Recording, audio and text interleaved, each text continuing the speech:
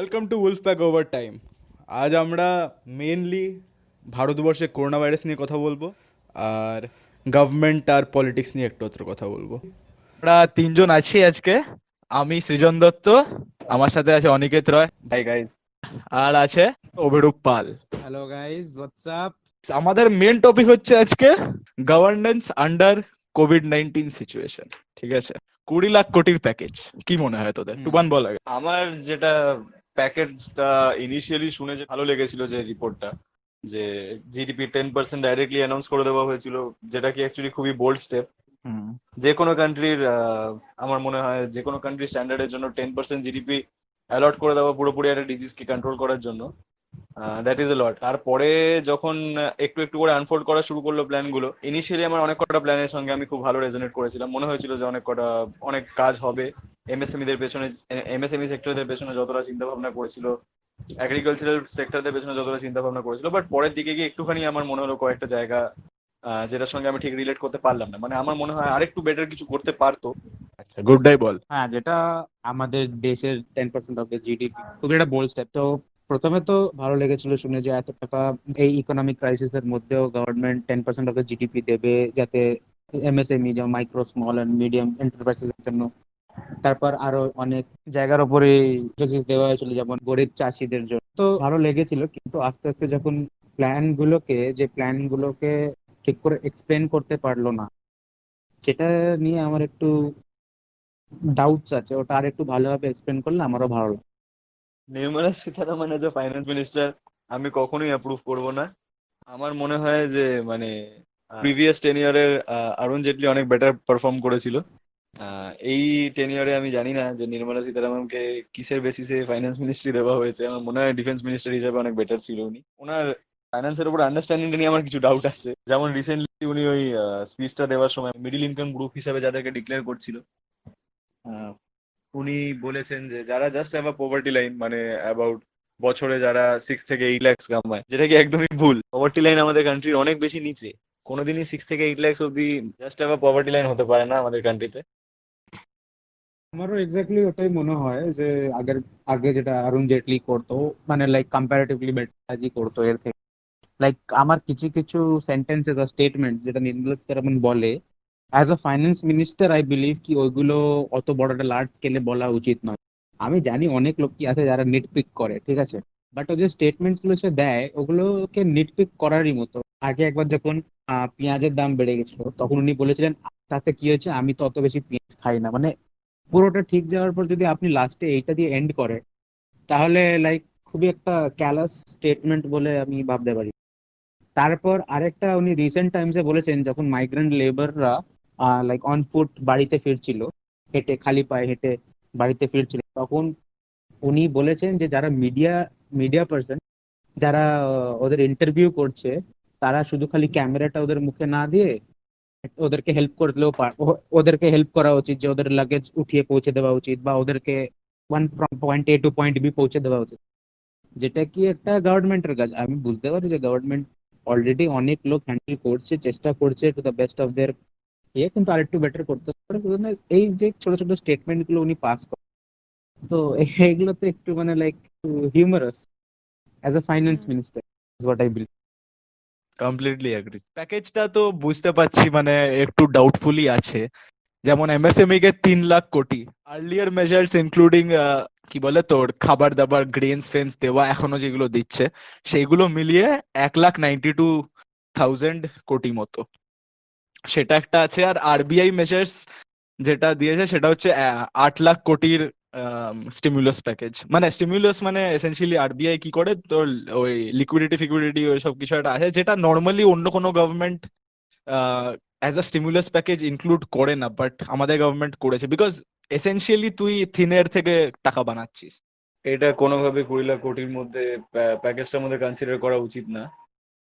ওটাই আমারও ওটাই মনে হচ্ছে, 20 লাখ কোটির মধ্যে কনসিডার করা উচিত না। বিকজ যদি সিনিয়র থেকে ও টাকা বানাচ্ছে, তাহলে ও ওটা একটা কোনো প্যাকেজের মধ্যে একটা সার্টেন অ্যামাউন্টে লিমিটেড কেন করবে? মানে ওটা যখন অ্যাজ রিকোয়ার্ড তখনই করতে পারে। আর এটার ব্যাপারটা যেটা তুই বললি, দেখ আমি অতটা বেশি ওয়েল ইনফর্ম নয়, এরকম অনেক লোকই হবে তারা এটার ব্যাপারে অতটা ওয়েল ইনফর্মড হবে না। তো লাইক এইসব দেখিয়ে লোককে বোকা বানানো খুব সোজা হবে। ট্রু। এটা এত বড় সাম অ্যানাউন্স করে দিল 20 লাখ কোটি, which is very good, but যখন ওটা ব্রেকআপ হচ্ছে, ব্রেকআপ টাকাটা, তখন এই জিনিসগুলো বলে লোক, অনেক অনেক লোক কনফিউজ হতে পারে, ইনক্লুডিং মি। ট্রান্সপারেন্সি ট্রান্সপারেন্সি আরো বেশি রাখা উচিত ছিল। যদি, হ্যাঁ এক্স্যাক্টলি, যদি তুমি টাকা তুমি থিনিয়ার থেকে বানাচ্ছো, তাহলে ট্রান্সপারেন্সি আই গেস একটু হিট তো হবেই। আর 20 লাখ crore এই নাম্বারটাই আমাদের মনে থাকবে আলটিমেটলি। এটার এক্স্যাক্টলি এক্স্যাক্টলি। স্প্লিট আপ জিনিসটা যেটা যেটা পরে আমাদেরকে অ্যানাউন্স করা হচ্ছে এখনো, সেটার বেসিসটা বোধহয় আমরা অতটা মনে রাখবো না। তো আমরা গভর্নমেন্টকে জাজ করবো on the basis of 10% GDP allot করে দেওয়া হয়েছিল, আবার 20 lakh crore relief package announce করে দেওয়া হয়েছিল, যেগুলো হয়তো আমাদের শেষে মনে থাকবে, বাট পরে হয়তো আমরা ভেতর দিকে যেতে গেলে আবার দেখতে পারবো যে ভেতরে গন্ডগোল ছিল তখনও। তো আমার মনে হয় এই কেসগুলো একটু কনসিডার করা উচিত ছিল। মাইগ্রেন্ট ওয়ার্কার যারা এখন, যেটা এখন দেশের সব থেকে বড় সমস্যা হয়ে আছে, সেটা নিয়ে আমি জানি না এক্স্যাক্টলি কতটা স্টেপস নেওয়া হচ্ছে। আমি জানি না ওদের ট্রান্সপোর্টেশন পুরোপুরি ফ্রি করা হয়েছে কিনা, বিকজ ওরাই হচ্ছে নিড অফ দ্য আওয়ার, মানে ওদেরকে বাড়ি পৌঁছানোটাই হচ্ছে আমাদের সব থেকে বড় দায়িত্ব আমার মনে হয় গভর্নমেন্টের, যেটা হয়তো ওদেরকে ইনিশিয়ালি করতে হতো। যখন আমাদের লকডাউন অ্যানাউন্স করা হয়েছিল তখন মাত্র 500টা কেস ছিল দেশে। তো আমার মনে হয় যদি দুদিন আগে অ্যানাউন্স করে যদি ওদের কিছু ব্যবস্থা করা যেত অল্প, মানে যেটাতে আমি অ্যাকচুয়ালি পুরোপুরি সেন্ট্রালকে দোষ দিতে পারি না, সেটাতে প্রত্যেকটা individual state government equally responsible. Because যতদিন মাইগ্রেন্ট ওয়ার্কাররা বাড়িতে ফিরতে পারছে না বিকজ অফ লকডাউন, ততদিন এটা ইন্ডিভিজুয়াল স্টেটের রেসপন্সিবিলিটি। আমি তাই কনসিডার করি যে তারা তাদের স্টেটের মধ্যে যতগুলো মাইগ্রেন্ট ওয়ার্কার আছে, সেটা তাদের ইন্ডাস্ট্রি থেকেই হোক, মানে যেখানে ওরা কাজ করছিল তাদের কন্ট্রাক্টরদের সঙ্গে কথা বলে, বা স্টেট গভর্নমেন্ট নিজে ওদেরকে কোনো গভর্নেন্স দিয়ে কোনো বাড়ি ওদেরকে অ্যালোকেট করে ওদেরকে খাওয়া দাওয়ার ব্যবস্থা করে দেওয়া উচিত ছিল। আর আমার মনে হয় রিলিফ প্যাকেজটাকে সেন্ট্রাল থেকে এইটার বেসিসে পাঠানো উচিত ছিল, কি প্রত্যেকটা স্টেটকে আমি এত এত টাকা করে অ্যালট করে দেবো, যারা নিজেদের মাইগ্রেন্ট ওয়ার্কারদেরকে এইভাবে ভালো করে কেয়ার করতে পারবে। আমি জানি এটার ইমপ্লিমেন্টেশন আর প্ল্যানিং এর মধ্যে সবসময় অনেক ডিফারেন্স থাকে, বাট আমার যেটা মনে হয় যে যদি মাইগ্রেন্ট ওয়ার্কারদের কেসটাকে আরো একটুখানি সিম্পাথি দিয়ে দেখা হতো, তাহলে একটু বেটার হতো। বিকজ 20 লাখ কোটি টাকা যেটা অ্যানাউন্স করা হয়েছে, that is not a small amount. আর যারা কান্ট্রির সব থেকে ওয়ার্স্ট হিট লোকজন, যারা ওয়ার্স্ট হিট সেক্টর, তাদের যদি পুরোপুরি বেনিফিট না হয়, যদি তাদের থেকে ট্রান্সপোর্টেশনের ফেয়ার নেওয়া হয় এখনো, দেন আমার মনে হচ্ছে there is something wrong. Okay, well, এটার ব্যাপারে আমি একটা জিনিস বলতে চাই যে আমি যতদূর, as far as I know, transportation fees এর যে বাই রেল যেটা মানে ওদেরকে ফিরিয়ে নেওয়া না হচ্ছে, হুম। ওটার 75% of the fee is paid by central railway. Government. Central no no, government. হ্যাঁ মানে রেলওয়ে, ওকে, এসেন্সিয়ালি রেলওয়ে। মানে যাই হোক, সেন্ট্রাল গভর্নমেন্টই, হ্যাঁ। হ্যাঁ, তো 75% ওটা করছে, আর বাকি 25% আই বিলিভ স্টেট গভর্নমেন্টস দিচ্ছে, আহ, তাই কি? আমি এক্স্যাক্টলি এটার ব্যাপারে বলতে পারবো না, বাট আমি যতটা জানি যে ভেতরে একটু প্রবলেম হচ্ছে, মানে অ্যাজ ইন মাইগ্রেন্ট ওয়ার্কারদেরকে পে করতে হচ্ছে কন্ট্রাক্টরদেরকে। আমি জানি না সব জায়গায় তাই কিনা, বাট কিছু কিছু জায়গায় তাই, বিকজ আমি নিজে খবর পেয়েছি যে কন্ট্রাক্টর ওদের থেকে টাকা চাইছে। আর কন্ট্রাক্টরদেরকে কোয়েশ্চেন করা হলে যে এই টাকাটা তোমরা কেন নিচ্ছ, এটা তো ইলিগাল হয়ে যাচ্ছে, তখন ওরা বলছে যে এটা স্টেট গভর্নমেন্টকে আমাদেরকে পে করতে হবে। বাট আমি জানি না এটা ইমপ্লিমেন্টেশনের প্রবলেম নাকি ইয়েটারই প্ল্যানিংটারই প্রবলেম ছিল। যদি কন্ট্রাক্টররা এটা সুযোগ নিয়ে থাকে সেন্ট্রাল গভর্নমেন্ট বা স্টেট গভর্নমেন্টের নোটিশের পরেও, দেন তো সিরিয়াসলি কিছু স্টেপ নেওয়া উচিত। আর যেটা তুই বললি যে 20 লাখ কোটির মধ্যে যে এদেরকে দেওয়া উচিত, ওয়েল 20 লাখ কোটির মধ্যে নয়, বাট পিএম কেয়ারস ফান্ড থেকে মোস্ট প্রবাবলি 3100 কোটি 1000 crores, 1,000 কোটি টাকা দেওয়া হয়েছে মাইগ্রেন্ট মাইগ্রেন্ট ওয়ার্কারদের জন্য শুধু, ওয়ার্কারদের। হ্যাঁ। হ্যাঁ, total three migrant thousand one ওয়ার্কারদের জন্য হান্ড্রেড ক্রোর শুধু রুপিজ অ্যালট করা হয়েছিল, হ্যাঁ। টোটাল 3,100 লট করা হয়েছে। তো ওটা I guess that implementation is always একটা ফ্যাক্টর, ঠিক আছে, যেটা ঠিকভাবে ইমপ্লিমেন্ট হবে কিনা অনেক ফ্যাক্টরস এর উপর ডিপেন্ড, অনেক ছোট ছোট ফ্যাক্টরস এর উপর ডিপেন্ড করে। ওগুলো মানে আইডিয়াল সিচুয়েশন ভেবেই একটা জিনিস ইমপ্লিমেন্ট করা হয়, যে এটা হ্যাঁ এটা সত্যি এইভাবেই কাজটা হবে, এরকম একটা ভেবে ইমপ্লিমেন্টটা করা হয়, বাট আলটিমেটলি হয় কিনা সেটা মানে অনেক জায়গায় হয় না। চেষ্টা করা হচ্ছে আই গেস। আমিও বিলিভ করি চেষ্টা করা হচ্ছে, বাট ওইটাই যে ইমপ্লিমেন্টেশনটা যদি আরেকটু বেটার করতে পারতো। কারণ আমরা ডেলি বেসিসে এই জিনিসগুলো আমাদের দেখতে খুবই খারাপ লাগছে যে ডেলি বেসিসে লোকজন খালি পায়ে হেঁটে হেঁটে ফিরছে।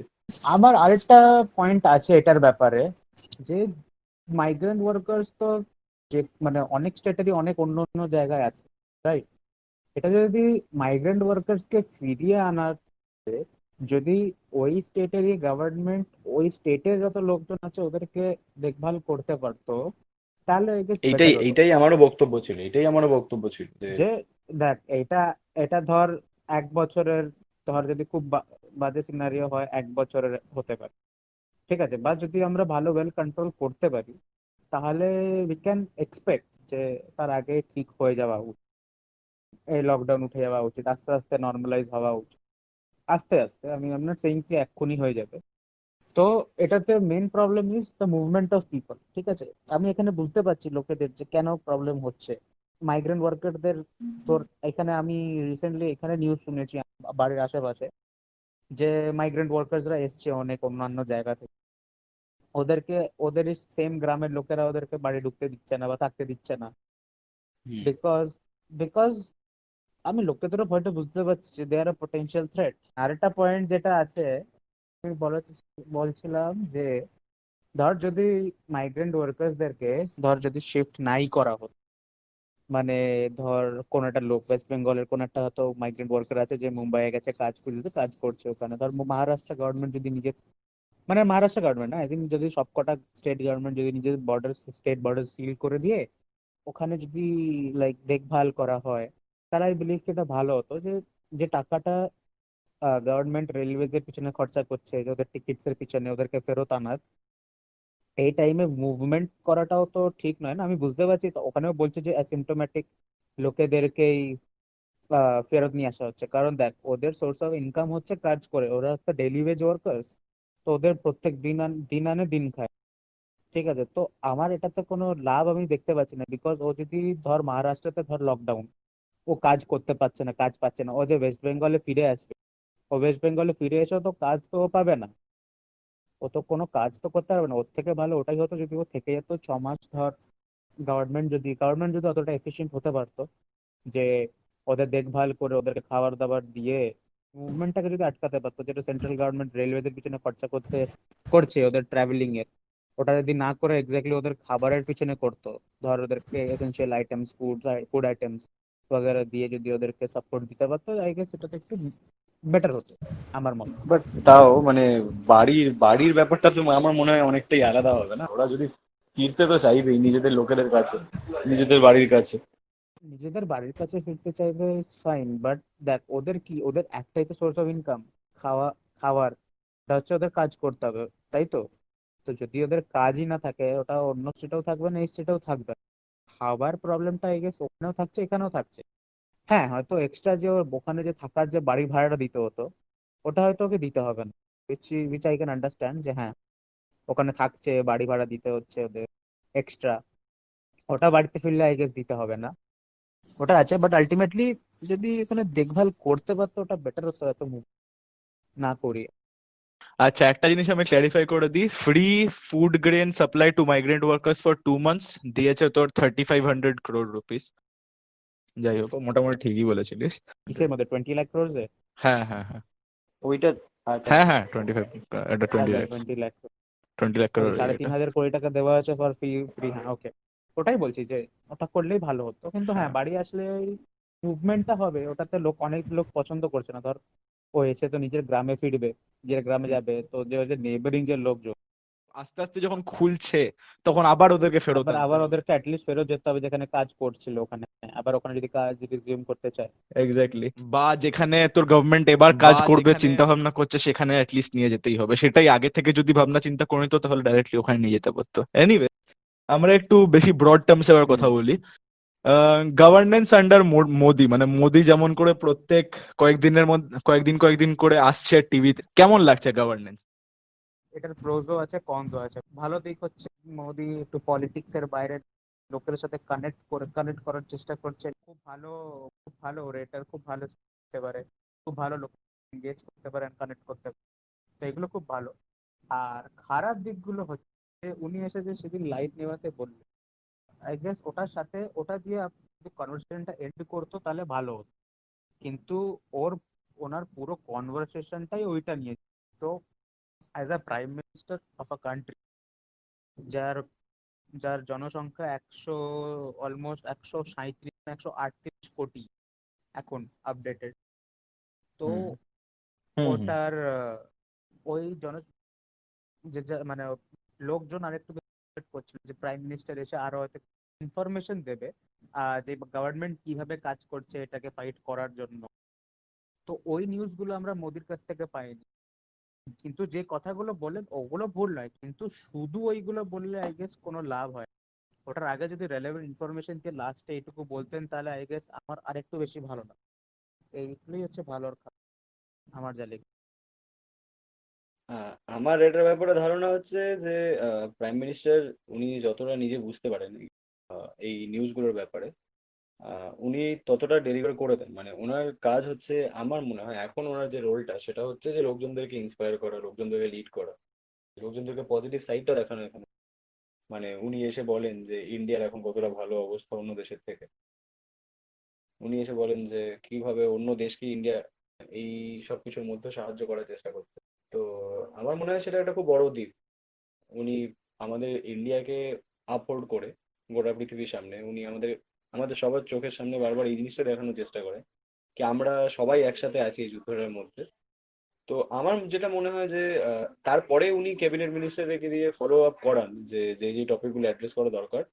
তার হয়তো পরের দিন একদিনের মধ্যেই পুরো জিনিসটা ব্রিফিং হয়ে যায় যে আমাদের এর পরে প্ল্যান এগুলো আছে এগুলো আছে।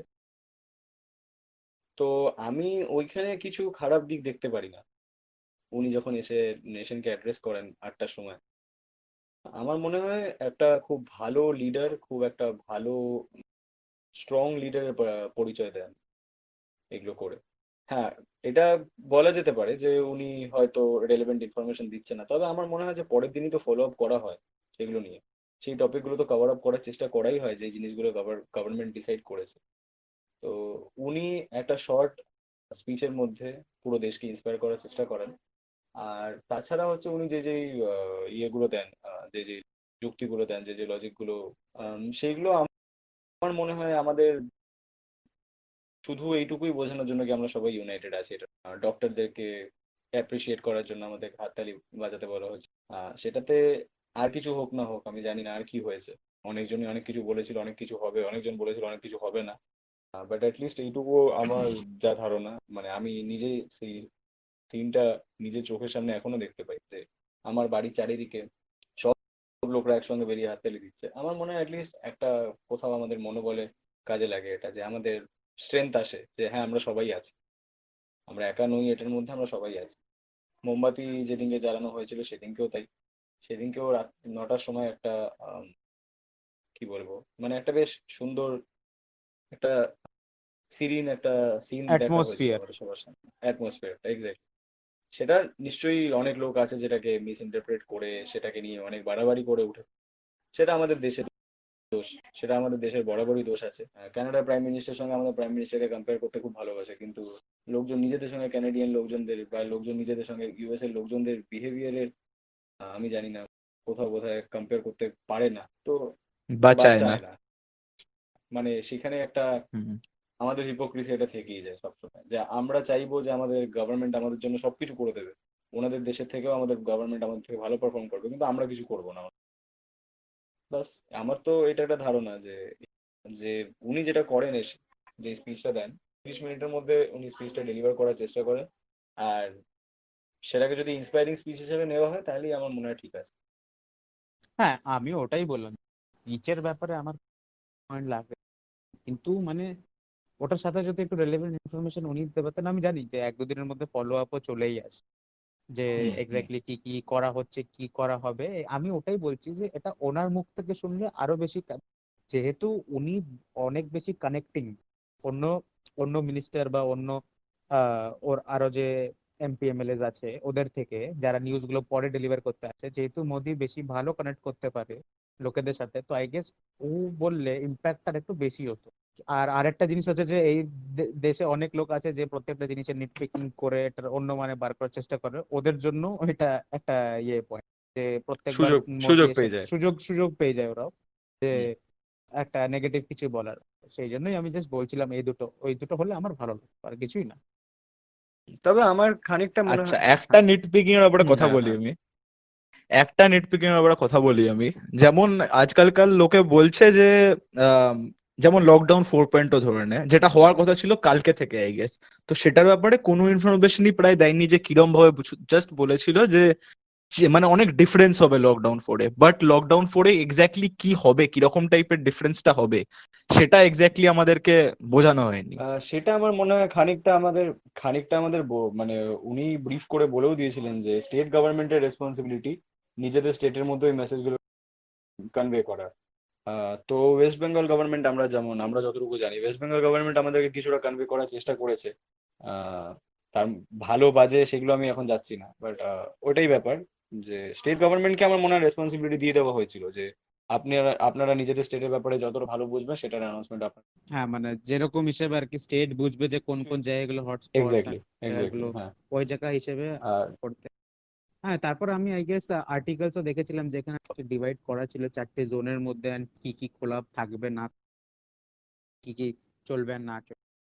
ওয়েস্ট বেঙ্গলের গভর্নেন্স কিরকম মনে হচ্ছে?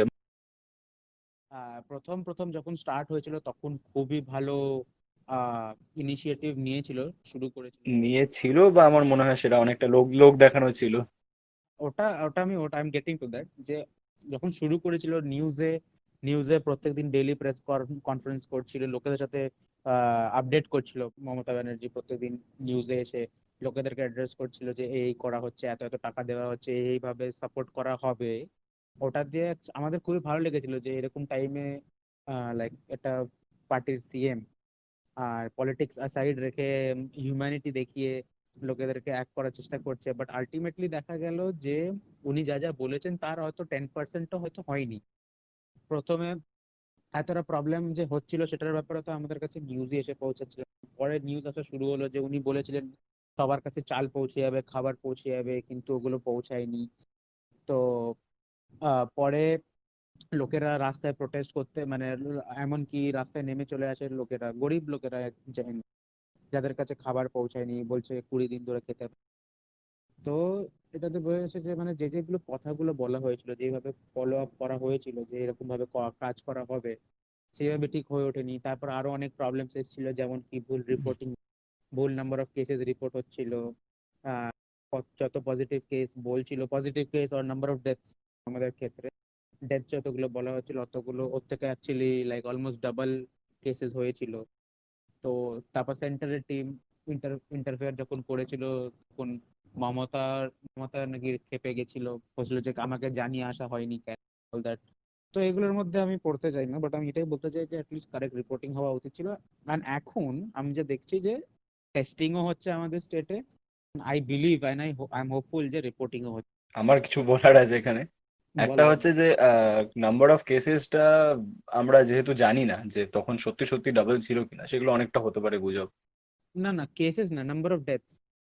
নাম্বার অফ ডেথস বা নাম্বার অফ কেসেসও আমাদেরকে তখন বলা হচ্ছিল কি মেবি যতটা আমাদেরকে অফিসিয়াল কাউন্ট বলা হচ্ছে তার থেকে অনেকটা বেশি আছে। বাট যেহেতু সেটার ব্যাপারে আমরা জানি না পুরোপুরি, সেটার ব্যাপারে আমি তাই জন্য ঢুকতে চাইছি না। But number of hmm. Test পুরো ইন্ডিয়ায় সব থেকে কম করা হচ্ছিল ওয়েস্ট বেঙ্গলে, যেটা হয়তো এখনো তাই করা হচ্ছে। এখন হ্যাঁ, আমি the last time I check, এখন আমাদের এতে ওয়েস্ট বেঙ্গলে অ্যারাউন্ড 90, আমি যে কালকে দেখেছিলাম 93,000 টেস্ট করেছে অল অফ ওয়েস্ট বেঙ্গল।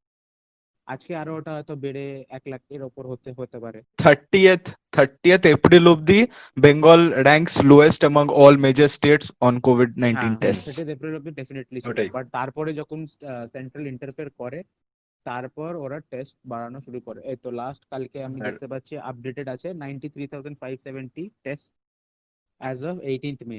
তো 19th মে টা এখন অব্দি আপলোড করা হয়নি। এখন আই বিলিভ কি আগের থেকে কম্পারেটিভলি, হ্যাঁ আমি এখানে ট্রেন্ডসও দেখতে পাচ্ছি টেস্টিং এর।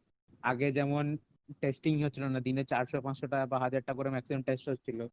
তারপর থেকে যবে যবে থেকে সেন্ট্রাল ইন্টারফেয়ার করেছে, তারপর থেকে ডেইলি 4,500 টু 5,500 মতো টেস্ট ডেইলি হচ্ছিল। আর রিসেন্ট টাইমসে ওটা আরো বেড়েছে, আরো বেড়ে তোর অ্যারাউন্ড ধরো এই 6,000 মতো টেস্ট হচ্ছে। তো আগের থেকে আই বিলিভ কি ইমপ্রুভ করেছে। এই তো লাস্ট আমি যা চেক করতে পাচ্ছি যে তোর মোটামুটি পার ডে 6,700, 7,700, 7,600 মতো টেস্ট ডেইলি করে। তো ওটাতে আই বিলিভ কি সেটাই। এখন ইমপ্রুভ করেছে আর এটাই যেন থাকে। সেটাই তো এক্সপেক্টেড একটা স্টেটের গভর্নমেন্ট। একটা, হ্যাঁ অবভিয়াসলি ওটাই আমরা এক্সপেক্টেড। আমরা নিশ্চয়ই ক্রিটিসাইজ করার জন্য শুধু বসে নি, আমরা যেগুলো দেখছি সেগুলোই বলছি। তবে আমার হুম একটা মানে ইনস্ট্যান্স, আমার নিজের চোখে দেখা একটা ইনস্ট্যান্স যেটা আমি শেয়ার করতে চাই, সেটা হচ্ছে যে আমার বাড়ি থেকে ঠিক 500 to 600 মিটার দূরে একটা করোনা পজিটিভ ধরা পড়েছে, কোভিড-19 পজিটিভ। তো ওনাকে নিয়ে যাওয়া হয়েছে কোয়ারেন্টিনের জন্য। তো তাই সেইটার বেসিসে আমাদের পুরো এরিয়ার মধ্যে আহ, কয়েকজন হেলথ প্রফেশনালস, ওনাদের কথা অ্যাকচুয়ালি ছিল কি প্রতি বাড়ি বাড়িতে গিয়ে ওনারা টেম্পারেচার চেক করবেন এবং র্যাপিড অ্যান্টিবডি টেস্ট যদি পসিবল হয়, মানে যেগুলো একদমই কাছাকাছি প্রক্সিমিটি এরিয়ার মধ্যে, সেগুলো করা হবে। আমাদের ঠিক ফ্ল্যাটের নিচে ওনারা দুজন দুজন হেলথ প্রফেশনাল এসে আমাদেরকে জাস্ট জানলা থেকে জিজ্ঞেস করলো যে বাড়িতে কারো জ্বর নেই তো? তো অফকোর্স আমরা সবাই ডিনাই করলাম নেই, ওনারা চলে গেল। যদি এইটাই অ্যাগ্রেসিভ স্ক্রিনিং হয়ে থাকে, যদি এইটাই অ্যাগ্রেসিভ কন্ট্যাক্ট ট্রেসিং হয়ে থাকে, দেন আই থিঙ্ক আমরা অনেক বড় প্রবলেমে পড়তে পারি এটার জন্য। যদি এই জিনিসটাকে সিরিয়াসলি না নেওয়া হয়, যে ওনার কাছাকাছি এরিয়ার মধ্যে যার যার সঙ্গে ওনার সঙ্গে ইন্টারাক্ট হওয়ার কথা ছিল, তাদেরকে যদি ভালো করে স্ক্রিনিং না করা হয়, যদি চেক না করা হয় ওনার কাছাকাছি এরিয়ার মধ্যে যে কারুর সিমটমস আছে কিনা, টেম্পারেচার বা র্যাপিড অ্যান্টিবডি টেস্ট যদি না করা হয়, দেন কেসেস এক্সপোনেনশিয়ালি আরো বাড়তে পারে। সেটাও হুম আমি পুরোপুরি স্টেট গভর্নমেন্টকে দোষ দিতে পারবো না, হতে পারে ওনাদেরকে অ্যালোকেট করা হয়েছে অত মানে সাফিসিয়েন্ট অ্যামাউন্ট অফ ফান্ড যাতে ওনারা বাড়ি বাড়িতে গিয়ে চেক করতে পারে। বাট যদি অ্যালোকেট করাও থাকে, মেবি ইমপ্লিমেন্টেশনে স্বাভাবিক ব্যাপার, যেটা সব ক্ষেত্রেই হয়ে থাকে, ইমপ্লিমেন্টেশনে হয়তো ওনারা এসে বাড়িতে ইচ্ছা করেই চেক করছেন না, বা আমি সেটার ব্যাপারে পুরোপুরি বলতে পারবো না, বাট এটা আমার নিজের চোখে বিকজ দেখা আমরা ব্যাপার। ইন্টারনাল ম্যাটারটা জানি না তো বলা মুশকিল। এটাই আমার একটা বড় কোয়েশ্চেন মার্ক থেকে গেছে এখনো, যে আদৌ কি সত্যি যে যে জিনিসগুলো আমাদের বলা হচ্ছে। আর ওয়েস্ট বেঙ্গলে তাছাড়াও যেটা নিয়ে আমার এখন সব থেকে বড় আপত্তি, সেটা হচ্ছে যে ওয়েস্ট বেঙ্গলের কেস ডেইলি বেসিসে অনেক বড় বড় জাম্প নিচ্ছে। আজকে প্রায় 2961, মানে 3000টা প্রায় হয়ে গেছে। আর ডেথ হয়ে গেছে প্রায় 178টা। তো এখন কেন সবকিছু আস্তে আস্তে খুলে দেওয়া হচ্ছে, মানে আস্তে আস্তে মানে কাপড়ের দোকান, খাবার দাবার দোকান, সবকিছুই খুলে দেওয়া হচ্ছে। শুধু গ্রিন জোন বলে নয়, যেটা গ্রিন জোনের নাম এখন গ্রিন জোন নেইও এমনিতে। ওয়েস্ট বেঙ্গলের ওই জোনগুলোর নাম এবিসি করে দিয়েছে। এ মানে অ্যাফেক্টেড জোন, বি মানে বাফার জোন, আর সি মানে ক্লিন জোন। যেটা আমার মনে হচ্ছে যে খানিকটা আমাদের চিফ মিনিস্টারের অরেঞ্জ আর রেড বলতে কোথাও দুঃখ লাগে হয়তো। তো তো সেটা আমার মনে হয় যে নামগুলো চেঞ্জ করা হয়েছে। আর তারপরে হচ্ছে যে শুধু যে সি জোন মানে আমাদের গ্রিন জোন যেটা বলা হয়, সেখানেই যে শুধু মুভমেন্ট অ্যালাউ করা হয়েছে তা নয়, খানিকটা রেড জোনের মধ্যেও অনেক রিল্যাক্সেশন দেওয়া হয়েছে। 25শে মের জন্য কি এই জিনিসগুলো আগাম করা হচ্ছে? সবকিছু সবকিছু ওপেন করে দিচ্ছে, আই এম টেলিং ইউ। খাবারের দোকান, চায়ের দোকান, বিস্কুটের দোকান, কাপড়ের দোকান, এভরিথিং। হোটেল খুলে দিয়েছে, এভরিথিং। এটার ব্যাপারে আমি বলতে চাই, যদি কোনো যদি কোনো গভর্নমেন্ট আছে যেটা এটাকে ভাবে ডিল করতে পেরেছে, ওটা হচ্ছে কেরালা গভর্নমেন্ট। হয়তো ওখানে লিটারেসি রেটের জন্য হয়তো লোকেরাও বেশি কশিয়াস বা বেশি নলেজ রাখে এই ব্যাপারটার, যে কতটা ডেঞ্জারাস জিনিস এটাও হতে পারে। বাট আমার অনেক বন্ধু আছে, মালয়ালি বন্ধু আছে যারা ওখানে, তো ওনারা বলা বলি করছিল যে ওরা যদি ইভেন কি বাড়ির গেটের বাইরে জাস্ট দাঁড়িয়ে থাকে, তাও এসে পুলিশ কন্টিনিউয়াস পেট্রোলিং করছে অ্যান্ড ওদের অ্যান্ড মেক শিওর করছে যে লোকেরা যেন বাড়ির ভেতরে। অ্যান্ড সেই জন্য আমরা যদি মনে করি ঠিক করে, যখন স্টার্ট হয়েছিল কেসটা তখন কেরালা আর মহারাষ্ট্রায় 1 আর 2-তে ছিল। আজকে মহারাষ্ট্রের ওভার 35,000 কেসেস হয়ে গেছে, 37,000। সেই আর জায়গাতে কেরালা খুব ভালো কন্টেন্ট করে নিয়েছে। সেই জায়গায় কেরালা খুবই ভালো কন্ট্রোল করে নিয়েছে। এখন হুম। আবার recently Kerala I guess open করেছে বলে হয়তো এখন আবার ডেইলি কেস জাম্পস হচ্ছিল না, তো একটা টাইম চলে এসেছিল কেরালাতে যেখানে হয়তো 2 দিনে +2 কেস আসছে বা 3 দিনে +2 কেস আসছিল এরকম। তো ওদের অ্যাক্টিভ কেসেস অলমোস্ট 17-18 হয়ে গেছে একটা টাইমে। এখন আই গেস আবার ওপেন করে দেওয়ার জন্য এখন আবার অ্যাক্টিভ কেসেস 142 শো করছে, and 500 almost recovered and only 4 deaths. এটার ব্যাপারে আমার একটা জিনিস বলার আছে যে ওখানে গভর্নমেন্ট ডেফিনেটলি করছে, and ওখানে পুলিশ আমি যা শুনেছি যে লাইক রাস্তায় লোক দেখলেই লাঠি চার্জ করছে, যেটা অনেক লোক আর্গিউ করতে পারে যে human rights and all that. আমি ওটার ব্যাপারে পড়তে চাই, বাস এটাই বলতে চাইছি যে গভর্নমেন্ট ওটাকে হ্যান্ডেল করতে পেরেছে, এখন কন্ট্রোল করেছিল। এখন আমি জানি না কোন কারণের জন্য বাড়ছে, এখন আইডিয়া নেই। আর আরেকটা জিনিস হচ্ছে যেটা আমি বলতে চাই যে ওয়েস্ট বেঙ্গলের হেলথ কেয়ার সিস্টেম, ওয়েস্ট বেঙ্গলের হেলথ সিস্টেমটা খুবই খারাপ। Almost hospitals are on a verge of collapsing. তো যদি এই জাস্ট 2000, সরি 2000 না, 2960, 3000 কেসে যদি স্টেটের, এত বড় একটা স্টেট যেটা 9 কোটি পপুলেশন, তার যদি একটা হেলথ কেয়ার সিস্টেম কোলাপস করে যায়, তাহলে এটা কিন্তু আমাদের একটা চিন্তার কারণ and ভেবে দেখার একটা জায়গা যে এই কিছুতেই যদি একটা স্টেটের ক্যাপিটাল কলকাতার একটা জায়গা, ওখানে সিস্টেম কোলাপস করে। কারণ আরো অনেক স্টেটস আছে, মহারাষ্ট্র যেখানে 7000 কেসেস হয়ে গেছে, তামিলনাড়ুতে 12,500, গুজরাটে 12,000, দিল্লিতে 10,500। দিল্লিতে আমরা অলরেডি জানি যে দিল্লির হেলথ কেয়ার সিস্টেম খুব ভালো কম্পেয়ার টু বাট এমনিও খুব ভালো। তো ওইসব জায়গায় এখন শুরু হয়নি, কিন্তু ওয়েস্ট বেঙ্গলে খালি 3,000, 3,000 ছাড়ুন, আমি এইটা তখন থেকে শুনে আসছি যখন ওয়েস্ট বেঙ্গলে 17 কোন থেকে যদি একটা স্টেটের ক্যাপিটাল বা স্টেটের যদি একটা হেলথ কেয়ার সিস্টেম কোলাপস করে যায়, তাহলে কিন্তু ভেবে দেখার। এই কোভিড সিচুয়েশনের পর মানে চায়নার ব্যাপারে এত কিছু বলা হলো, তো ইন্ডিয়ার কি চান্স আছে যে ইন্ডিয়া এরপর কিভাবে মানে উঠতে পারে এরপর? হ্যাঁ, তো হুম বল। যেমন নিউজ আর্টিকেলস অনেক জায়গায় চায়নার ব্যাপারটা নিয়ে, অনেক দেশ যেমন জাপান, ইউএস, ওদের তো খুবই এখন খারাপ একটা রিলেশন চলছে চায়নার অ্যাট দ্য টাইম। অনেক জাপান নিজের লাইক দেশের যে কোম্পানিজ গুলো আছে জাপানের, $2.2 বিলিয়ন ইনসেন্টিভ দিচ্ছে যে যাতে ইন্ডাস্ট্রি গুলো মুভ আউট করে চায়না, ইদার জাপান ফিরে যাবে, নয়তো 5টা কান্ট্রিজের নাম বলেছিল ইনক্লুডিং ওয়ান ইন্ডিয়া, যেখানে অনেক নতুন বিজনেস আসতে পারে, অনেক বিজনেস সেট আপ করতে পারে। তো ইন্ডিয়ার জন্য আই বিলিভ কি খুব ভালো একটা চান্স আছে যদি এটাকে ঠিকভাবে ইউজ করতে পারে।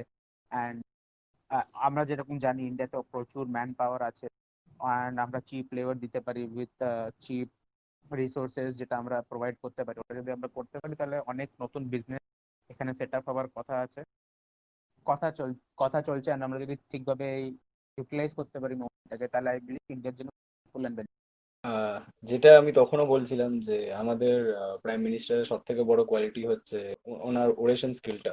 উনি বরাবরই গত গত টার্মেও তাই দেখেছিলাম, এই টার্মেও আমরা তাই দেখছি।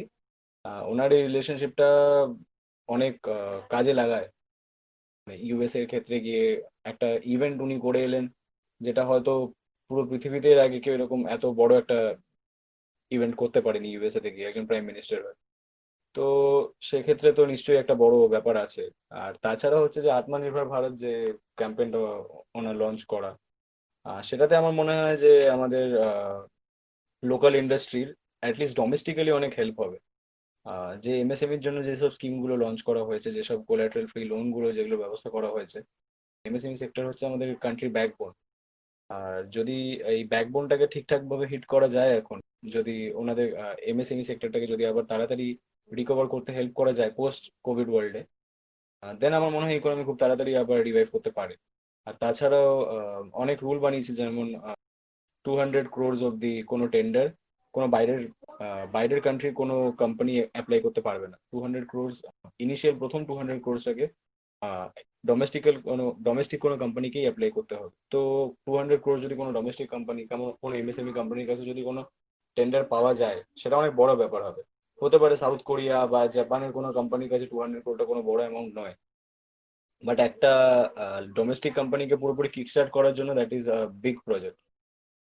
তো আত্মনির্ভর ভারত আমার মনে হয় অনেকটা সাহায্য করবে। আমরা ম্যাক্সিমাম অনেক প্রোডাক্ট আমরা ইম্পোর্ট করতাম যেগুলো, সেগুলো এখন চেষ্টা করা হচ্ছে ইন্ডিয়ার ভেতরেই ওগুলোকে তৈরি করার। যদি এইসবগুলো ঠিকঠাক ভাবে ইমপ্লিমেন্ট করা হয় এবং ঠিকঠাক অন্টারপ্রেনাররা স্টেপ আপ করে নিজেদের কাজের জন্য, দেন আমার মনে হয় যে ইকোনমি রিভাইভ করা অনেক ইজি হবে। মানে যেসব স্কিমগুলো আমাদের দেওয়া হচ্ছে সেগুলো যদি সত্যি সত্যি সবাই ঠিকঠাক ভাবে অ্যাপ্লাই করতে পারে, দেন সুবিধা হবে আমাদের অনেক। আর তাছাড়াও অফকোর্স চায়নার এখন পলিটিক্যাল পজিশন কিছুটা, ইকোনমিক আর পলিটিক্যাল পজিশন ওয়ার্ল্ডের সামনে কিছুটা উইক হয়ে যাবে, বিকজ অনেক কিছু ভেতরে ভেতরে ওনাদের অনেক গন্ডগোল হয়েছে, রিপোর্টিং এর গন্ডগোল হয়েছে, বা যেইভাবেই হোক পুরো ওয়ার্ল্ড ওনাদের চায়নার উপর অনেকটা অ্যাকচুয়ালি অ্যাগ্রেশন মোডে আছে। তো সেক্ষেত্রে যদি সেকেন্ড লার্জেস্ট পপুলেশন তো অফকোর্স ইন্ডিয়া, তো ওয়ার্কফোর্স ইন্ডিয়া যেহেতু অনেক বেশি আছে, ম্যান পাওয়ার অনেক বেশি আছে, তো চিপ ওয়ার্ক এখানেও করা যায়। তো যদি অন্য বড় কোম্পানিরা চায় ইন্ডিয়াতে এসে নিজেদের বেস তৈরি করতে, দেন ইকোনমি অনেক তাড়াতাড়ি রিভাইভ করতে আমাদের সাহায্য হবে। আর তাছাড়াও ইন্ডিয়ার অনেক বড় বড় কোম্পানিরা হয়তো এরপরে বাইরে গিয়ে কাজ করতে পারবে। তো আমার মনে হয় কি অনেক বড় চান্স আছে অ্যাকচুয়ালি, একটা বড় রিসেট বাটন প্রেস হয়েছে আমার মনে হয় পুরো ওয়ার্ল্ডের গ্লোবালাইজেশন প্রসেসটার মধ্যে। চায়না যেটাকে মেইনলি ডমিনেট করে রেখেছিল, যেটা প্রায় 33% ট্রেড কনসিডার করা হতো, চায়না একাই ডমিনেট করে রাখে ওয়ার্ল্ডে। তো আমার মনে হয় একটা বড় রিসেট বাটন প্রেস হয়েছে, আর সেটা যদি ইন্ডিয়া ঠিকঠাক ব্যবহার করতে পারে দেন অনেক পজিটিভ সাইডস আছে এখানে। এটাতে অ্যাকচুয়ালি অনেক মানে লাইক লোকের এটা ফোর্স করেছে লোকদেরকে রিথিঙ্ক করাতে, যে আমরা কি একটা কান্ট্রির উপর এতটা বেশি ডিপেন্ডেন্সি হলে চলবে কি। মানে চায়না এমন একটা দেশ যার নিজের লোকেরা, নিজের কান্ট্রির লোকেরা ওকে ট্রাস্ট করতে পারে না। ওরা ওরা আমি আর্টিকেল বলছিল ওরা যে ওরা নিজেদের গভর্নমেন্টকে সু করতে চায়, ওখানে ডেটা লুকানো। তারপর আমি জানি না কি করে উহান রিকভার করে গেছে, ওটার ব্যাপারেও কোনো প্রেস রিলিজ করেনি যে কিভাবে ওরা কন্ট্রোল করেছে। অনেক এরকম ফ্যাক্টরস আছে যেটা চায়না আর কি লুকিয়ে গেছে। তো লাইক এরকম একটা পুরো ওয়ার্ল্ড যে ট্রাস্ট ছিল ওটা আর কি লোকেদেরকে রিথিঙ্ক করালো, এতটা ট্রাস্ট আর এতটা ডিপেন্ডেন্সি একটা কান্ট্রির উপর হওয়া উচিত। ঠিক কথা। আর তাছাড়াও মানে একটু এক্সেসিভ বেশি ডিপেন্ডেন্সি আপন আ পার্টিকুলার কান্ট্রি, সেটাই আমার মনে হয় যে আমাদের কাছে সব থেকে বড় প্রবলেম হয়ে দাঁড়ালো পরে। যতদিনে একটা প্যান্ডেমিককে ডিক্লেয়ার করা হয়েছে, যতদিনে ডিক্লেয়ার করা হয়েছে কি এটা হিউম্যান টু হিউম্যান ট্রান্সফার হয়, তার আগেই অনেক কান্ট্রির মধ্যে এই জিনিসটা ছড়িয়ে গেছে। তো রিথিঙ্ক করা উচিত পুরো স্ট্রাকচারটাকে অ্যাকচুয়ালি।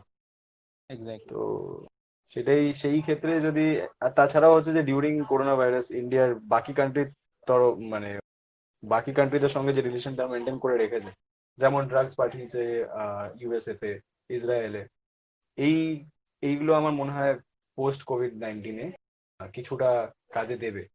এই রিলেশনশিপ গুলো আমার মনে হয় অনেকটাই কাজে দেয়, যে জিনিসটা আমাদের ইন্ডিয়া বরাবরই করে এসছে, অন্য কান্ট্রিদেরকে হেল্প করা যখন দরকার। তো আমার মনে হয় কিছুটা ইভেন কাজে লাগবে। ইভেন কি যে সাউথ ইস্ট এশিয়ান কান্ট্রিজ আছে, একটা ইউনিয়ন আছে, হুম ওই কান্ট্রি গুলোকেও ইন্ডিয়া মনে হয় $10 মিলিয়ন ডোনেট করেছিল, যে এই একটা ফান্ড তৈরি করে ওই ফান্ড থেকে হুম যে রাইট যেভাবে যারা ইউজ করতে চায় আর কি, কোনো দেশের যদি দরকার লাগে, ইন্ডিয়াই ফার্স্ট হুম ডোনেট করে আই গেস চালু করেছিল 10 মিলিয়ন। হুম ইন্ডিয়া হুম বিগেস্ট ডোনার। তো ডোনেট করে লাইক নেবারিং কান্ট্রিজ যেমন বাংলাদেশ, হুম। পাকিস্তান, আফগানিস্তান এদের আছে, এদেরকে হেল্প করার জন্য দিয়েছিল। পাকিস্তান এখনো একটা পয়সা ওখানে দেয়নি। আর সব থেকে প্রথম কান্ট্রি যেটা জিজ্ঞেস করেছে টাকার জন্য, মানে কি করে ক্যাশ আউট করতে হবে টাকা ওটার থেকে, দ্যাট ওয়াজ পাকিস্তান।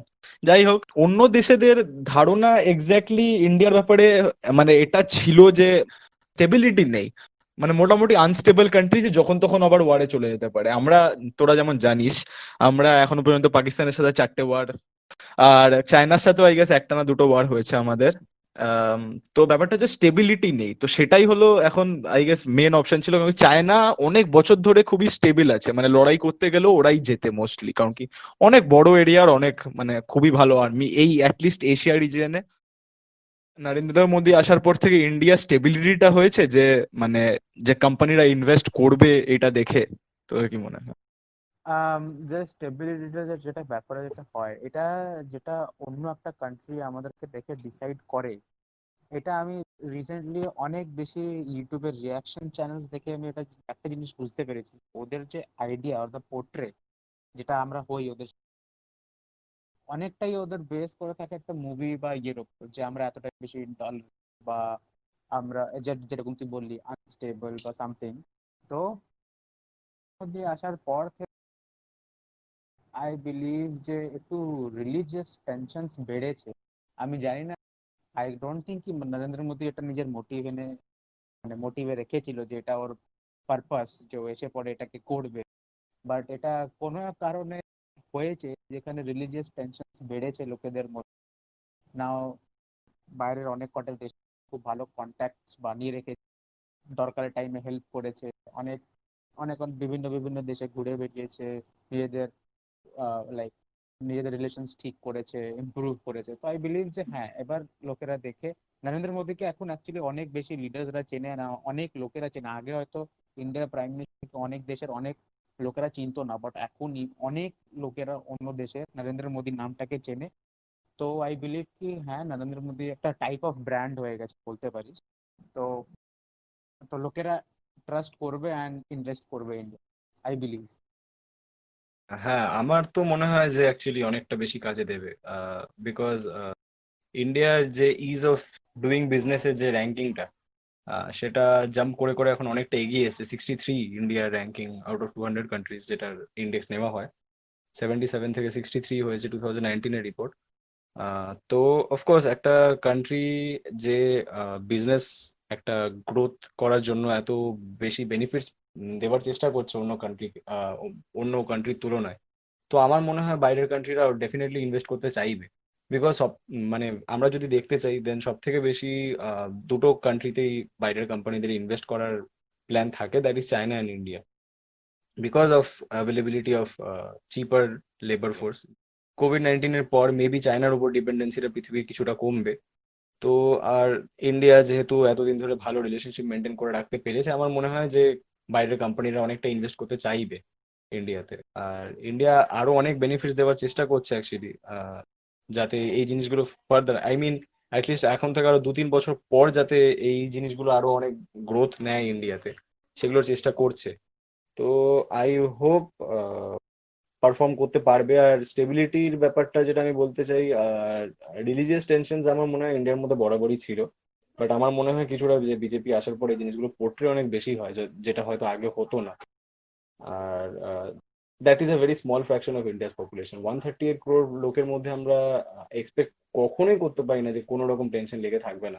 আমাদের কান্ট্রির population is twice then entire Europe's population, আর ইউএস এর থেকে আমরা 4 times বেশি পপুলেশন নিয়ে থাকি। তো অফকোর্স আমরা পুরোপুরি এক্সপেক্ট কখনোই করতে পারি না যে টেনশন লাগবে না। একটা মেজরিটি, একটা কান্ট্রি যেখানে মেজরিটি একটা রিলিজিয়ন আর যেটা মাইনরিটি আর একটা রিলিজিয়ন, ওদের মধ্যে কিছুটা টেনশন লেগে থাকতেই পারে। আর that is a very small proportion compare to the population of India right now. তো আমার মনে হয় যে এই প্যারামিটার গুলো যতটা দেখানো হয় ওয়ার্ল্ডের সামনে, ততটা সত্যি নয়।